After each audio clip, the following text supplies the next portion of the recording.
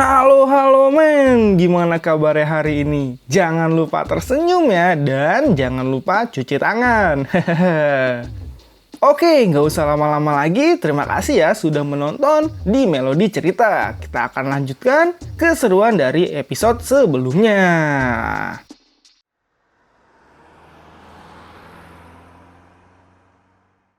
Oke kawan, kita mulai perjalanan imajinasi cerita ini. Aktifkan imajinasi kalian ya.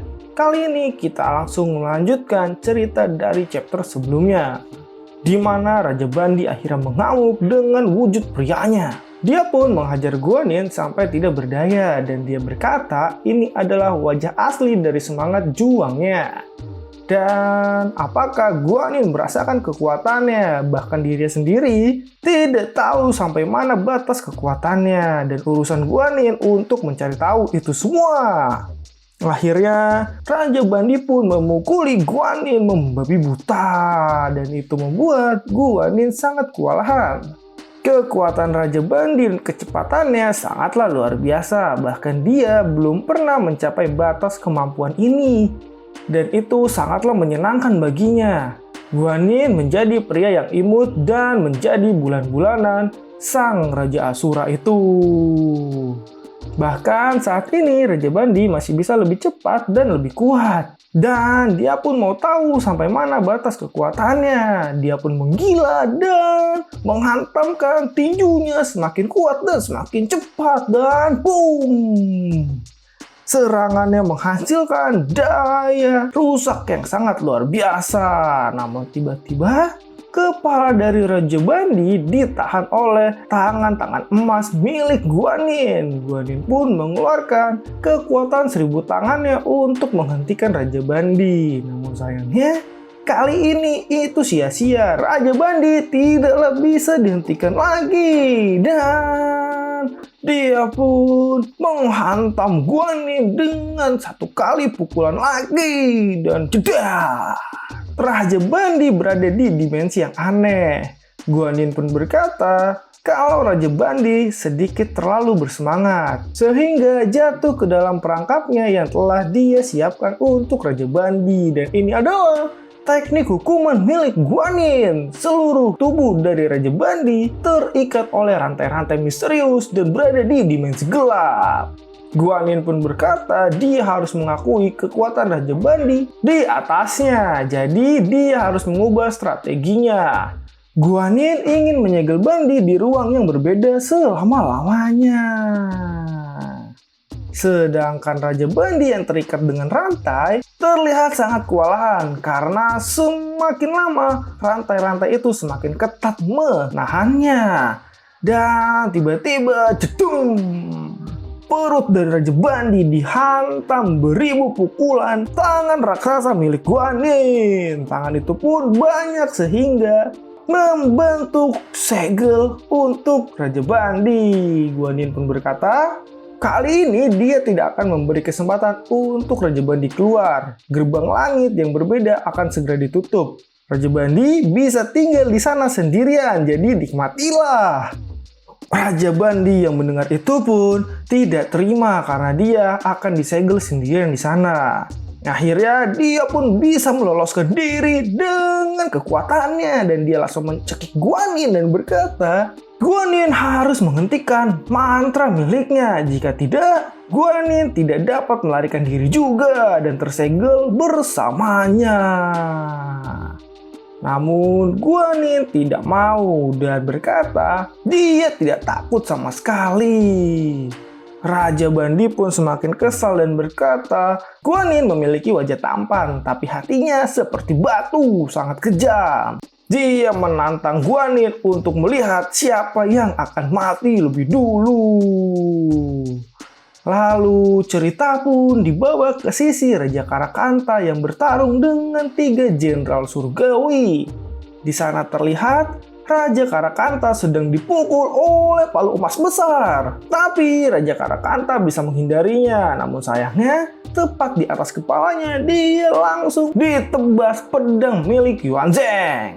Dan Dia pun juga berhasil menghentikan serangan pedang itu dengan tangannya. Namun tiba-tiba, tepat di belakangnya dia ditusuk oleh senjata Dewa Erlang. Tapi lagi-lagi, Raja Karakanta bisa menghindarinya. Emang gini emang raja nih. Idaman sebenarnya nih dia.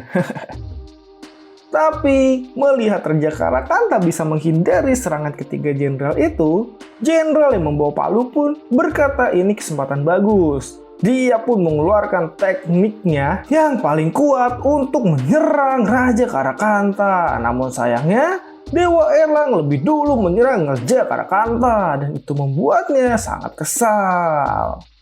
Menurutnya, Dewa Erlang menghalangi jalannya di saat kritis. Dan itu membuat waktu yang baik terlewatkan dengan sia-sia karena Dewa Erlang. Tapi di sisi Raja Karakanta, dia tetap tenang dan berpikir memperhatikan 3 jenderal itu. Menurutnya, pertahanan 3 jenderal itu sangatlah ketat, jadi dia tidak bisa memulai. Sampai sekarang ada beberapa hal yang telah diketahui dan ini menarik. Jenderal yang memegang pedang sangat bagus di pertarungan kelas 1 Asura dan gaya bertarungnya cukuplah berhati-hati. Sedangkan yang membawa palu, dia sangat baik dan terus mencari peluang untuk memukul Karakanta dengan keras. Tapi, sedangkan Dewa Erlang, dia tidak salah lagi menurut Karakanta. Dia adalah yang terkuat dari ketiga dewa itu. Di mana-mana dalam pertempuran, dia menggunakan penutup untuk kekalahan teman-temannya.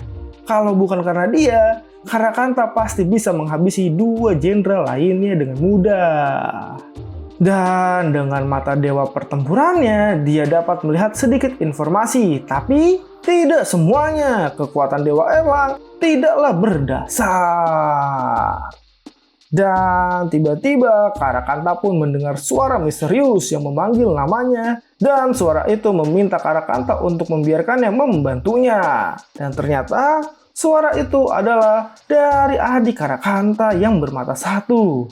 Menurutnya, dengan kemampuannya seharusnya dia bisa melihatnya kelemahan dari masing-masing 3 jenderal itu. Karakanta pun dibantu oleh hantu batu itu sangatlah senang. Karena menurutnya dia memiliki kepercayaan diri untuk mengalahkan lawan manapun. Dan sudah waktunya baginya untuk melawan. Karakanta pun langsung menggunakan bornya dan menyerang mereka semua. Karena sang adik tadi berkata pada Raja Karakanta dia harus memulai dengan Jenderal Dewa Pedang Panjang. Jadi Karakanta harus menggunakan dia untuk menghancurkan pertahanan 3 dewa. Dan benar saja, Karakanta benar-benar menyerang Jenderal Pedang itu dan gerakannya sangatlah cepat, membuatnya sedikit kewalahan. Dan jenderal itu pun berhasil dipukul jatuh oleh Karakanta dan diserang menggunakan bornya. Namun, tiba-tiba serangannya terhenti. Kali ini Karakanta menatap ke belakang. Menurutnya, targetnya bukanlah dirinya dari awal. Karena tujuan Karakanta yang sebenarnya Dewa Pedang Panjang akan menjadi kunci dari 3 dewa. Dia akan mencoba menyelamatkan teman-temannya. Dan ini adalah kesempatan bagus untuk memukul sang Dewa Erlang dengan keras. Dan saat Erlang datang di belakangnya, Karakanta pun langsung menusuknya dengan bor besinya. Dia bertekad untuk menghabisi Dewa Erlang. Dewa Erlang yang mendapat serangan itu pun langsung melempar senjatanya dan menahan bor milik Karakanta. Hal itu pun membuat Karakanta sedikit kaget karena respon Dewa Erlang sangatlah cepat. Sedangkan Jenderal Surga Pedang meminta sang Jenderal Palu Godam memanfaatkan kondisi itu untuk menyerangnya dan memukulnya dengan keras. Kali ini dia berhasil memukul Karakanta sampai terpental dan Dewa Erlang pun akhirnya terlepas. Sang Jenderal Palu Godam pun berkata, sudah dia katakan walau dia tidak memiliki kemampuan, dia harus maju ke depan karena itu sudah tekadnya. Tapi Dewa Erlang berkata untuk meminta sang Jenderal Palu Godam tidak mengejarnya. Tapi sang jenderal pun tidak mau mendengarkannya karena menurutnya orang yang menghalanginya akan mati. Dan lihatlah aksi yang telah dia pelajari secara keras selama ratusan tahun. Dia pun mengeluarkan kekuatan andalannya, yaitu palu emas berputar. Dia memutar palu itu dengan sangat kencang dan menyerang Raja Karakanta dan jeder. Serangannya pun berhasil digagalkan oleh Raja Karakanta dan dia dipegang kepalanya oleh Karakanta. Ternyata serangannya tidak ada apa-apanya di mata Karakanta. Dan cerita pun selesai sampai di sini kawan. Kita lanjutkan ya di video selanjutnya. Jangan lupa like dan subscribe kalian. Dan sampai jumpa.